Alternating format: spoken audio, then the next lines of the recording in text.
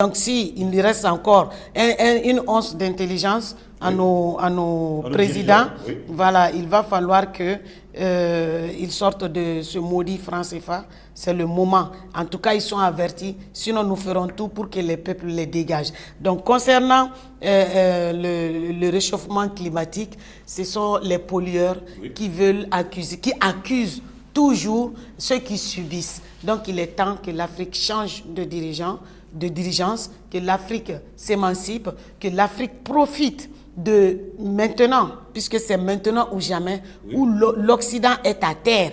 Mais en particulier, l'Union européenne, il ne reste que sa bouche pour bavarder. Ils sont à terre, c'est maintenant que nous devons prendre toutes les mesures nécessaires pour enfoncer le clou dans leur tête.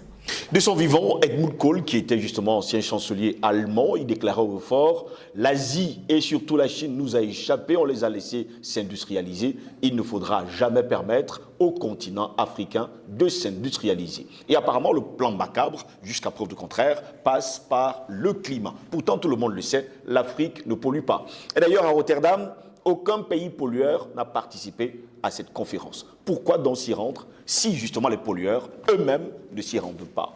Parce qu'ils ne veulent pas se regarder dans le miroir et ils n'ont jamais assumé leurs responsabilités.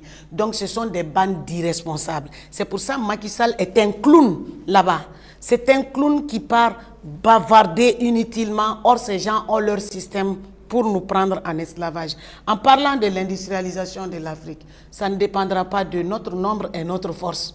Ça ne dépendra plus d'eux parce que l'Afrique a décidé de s'émanciper et de diversifier les partenariats. Du temps du digne président patriote Modibo Keïta, paix à son âme, il y avait beaucoup d'usines au Mali.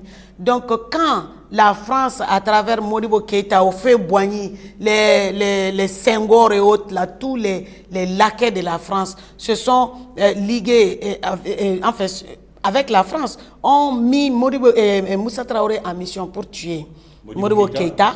Ils ont fermé toutes les usines au Mali. Ils se sont employés une par une à fermer. Quand l'impérialisme revient, tout ce que vous avez fait comme progrès là, on vous fait reculer 100 ans en arrière pour vous maintenir dans la misère totale, dans l'esclavage.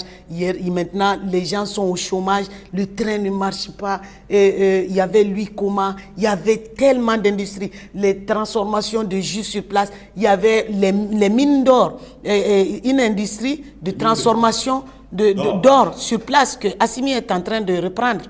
Donc la Sonarem.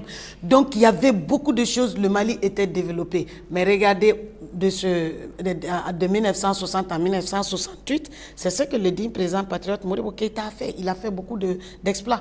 Et la France est venue démanteler ça un à un. Une par une, les sociétés, les usines. Donc, l'Afrique n'est pas en train de polluer, ça c'est clair. Parce qu'ils ont refusé que l'Afrique soit industrialisée. Et